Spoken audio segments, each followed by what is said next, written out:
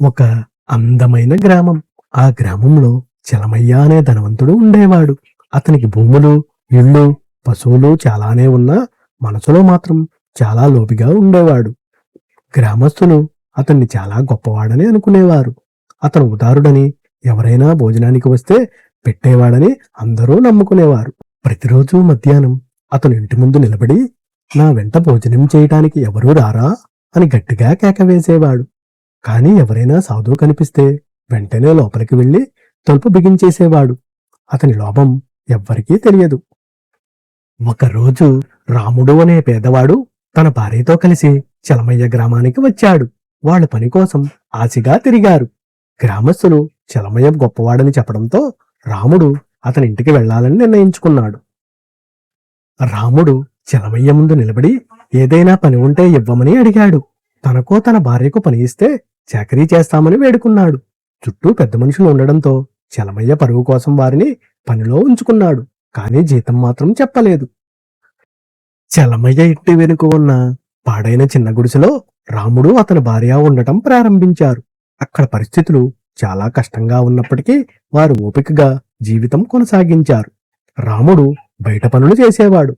అతని భార్య ఇంటి పనులు చేసేది. ఇద్దరూ చాలా కష్టపడి పనిచేసినా చలమయ్య మాత్రం వారికి తక్కువ జీతమే ఇచ్చేవాడు. ఆ తక్కువ జీతంతో వారికి తిండి కూడా సరిపోక వారు రోజూ నూకల గంజి, కొద్దిగా ఉప్పు, పచ్చిమిరపకాయలతో కడుపు నింపుకుంటూ బాధతో జీవనం కొనసాగించారు. ఈ కష్టాలను తట్టుకోలేక రాముడు భార్య ఇక్కడి నుంచి వెళ్లిపోదామని చెప్పగా రాముడు మాత్రం చలమయ్యకు ఒక పాఠం నేర్పాలని నిర్ణయించుకుని అక్కడే ఉండాలని భావించాడు. ఒకరోజు భోజన సమయంలో రాముడు గట్టిగా, పాయసం సిద్ధమయ్యిందా, తీసుకురా అని తన భార్యను పిలిచాడు. అతడు చలమయ్యను వెటకారం చెయ్యాలని అలా నటించాడు. రాముడు భార్య గంజిని తీసుకుని వచ్చి అతని ముందు పెట్టగా రాముడు దాన్నే పాయసంలాగా ఆస్వాదిస్తూ తింటూ తన నటనను కొనసాగించాడు. ఎంతో ఆనందంగా నటించాడు. ఈ మాటలు చలమయ్య భార్య చెవిన పడటంతో ఆమెకి చాలా ఆశ్చర్యంగా అనిపించింది. ఇంత తక్కువ జీతంతో పాయసం ఎలా తింటున్నారో తెలుసుకోవాలనే ఆసక్తి పెరిగింది. ఆమె వెంటనే చలమయ్య దగ్గరికి వెళ్లి రాముడు రోజు పాయసం తింటున్నాడని చెప్పగా చలమయ్యకు ఆశ్చర్యం వేసి విషయం తెలుసుకోవాలని నిర్ణయించుకున్నాడు. కొన్ని రోజులకి చలమయ్య ఇంటికి పెళ్లి చూపుల కోసం అతిథులు వచ్చారు. వారిని చూసి అతను చాలా సంతోషపడ్డాడు. అతిథులకు తిండి పెట్టాల్సి రావడంతో చలమయ్యకు ఖర్చు భయం పెట్టుకుంది. తక్కువ ఖర్చుతో ఎలా పని ముగించాలో ఆలోచిస్తూ ఉన్నాడు. అప్పుడు చలమయ్యకు ఒక ఆలోచన వచ్చి రాముని పిలిచి తక్కువ ఖర్చుతో పాయసం తయారు చేయమని చెప్పాడు. రాముడు చిరునవ్వుతో అంగీకరించి ఇది చలమయ్యకు పాఠం నేర్పే మంచి అవకాశమని భావించి తన యోచనను అమలు చేయడానికి సిద్ధమయ్యాడు. రాముడు బజారు నుండి కొన్ని చిల్లర సామాన్లు తెచ్చి తన భార్యకిచ్చి రహస్యంగా అతిథులకు వంట చేయమని ఇచ్చాడు. అతిథులందరూ వరుసగా కూర్చుని భోజనం కోసం ఆసక్తిగా ఎదురు చూస్తూ మంచి విందు వస్తుందని ఆశతో మాట్లాడుకుంటూ ఉన్నారు.